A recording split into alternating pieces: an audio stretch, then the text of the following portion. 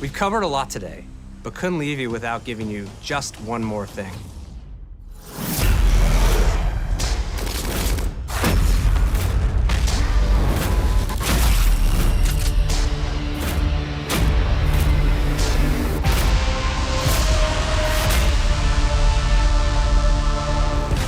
Round-Based Zombies is back, and we're picking up the Dark Aether storyline where we left it. We're excited to announce that there will be 2 brand new maps available at launch, with a curated mix of fan-favorite features and new elements to discover. For those new to Zombies, it's our unique take on the cooperative horde mode, where every map is packed full of powerful weapons and upgrades, deadly enemies, and tons of secrets to uncover. The legacy of Zombies is incredibly important to Treyarch, and we are so proud of what the mode is bringing to players in Black Ops 6. As you've heard today, the innovations in movement systems will also be coming to Zombies.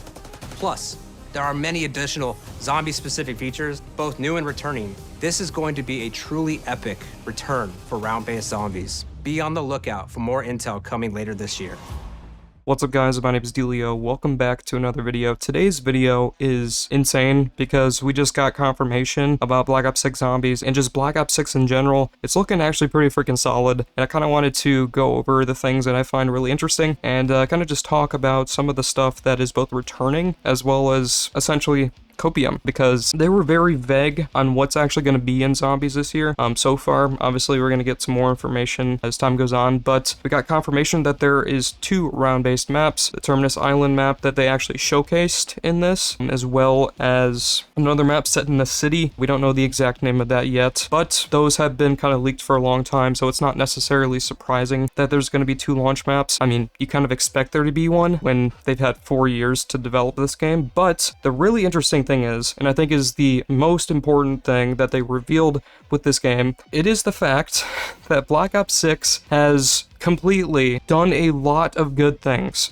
A lot of good things that gives me a lot of freaking hope. So, Gobblegums are officially confirmed. They are 100% back, and you actually earn them by playing the game. So I guess it's going to kind of work like Black Ops 3 in a sense, where essentially you're going to have to go to like a gumball machine on the map and then grab the Gobblegums and you'll do the thing, and they'll act just like Black Ops 3 in that regard. But you no longer have to spend money on these things because you can just earn this in the game. I'd imagine they probably work like the Ethereum crystals sort of system from Cold War, so you can basically exchange those for the Gobblegums. And I'd imagine eventually down the line it's going to be actually sold with bundles and stuff like that. It is what it is. It's not necessarily surprising that that's the case, but that's what they're doing. But here is the thing I've been waiting for years, and it appears that they finally listened to feedback. We're getting a set crew. So this screenshot regarding these characters being shown on the screen here, we have Weaver, Gray, and Carver, plus another character that I don't necessarily know the name of, but that is the set crew. Treyarch officially revealed that that is the case, and well,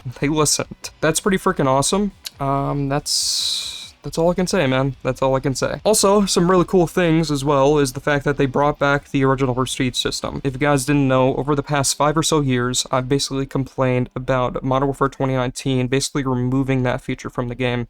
It is a massive L that they removed that in the first place because it overall just made the game less fun to play. Now we have officially some stuff to actually earn and do within the game, which is fantastic. We also have theater mode returning and also have some new movements. The Omni movement, essentially you're able to sprint backwards, forward, sideways, left and right. You're able to dive multiple directions, slide multiple directions. It basically just allows movement to be much more fluid, so we no longer have to deal with, slow gameplay. The movement's going to be really freaking awesome, and that's also transferring between multiplayer, zombies, and campaigns. So that's going to be all in there as well. So that's pretty freaking cool. And we also have a customizable HUD, so you can move the mini-maps, you can get rid of the mini-maps, you can do all this stuff, you can move it all around on the HUD. For the first time in Call of Duty history, you can now officially customize your HUD to your liking, which is absolutely fantastic, and you know what that means for Zombies. You could probably have the original layout once again, so that's pretty freaking awesome, and this is something that they should have done during Cold War's life cycle, but they didn't, obviously, due to time constraints, and I'm really curious how they handle the HUD in this game, and I hope it's genuinely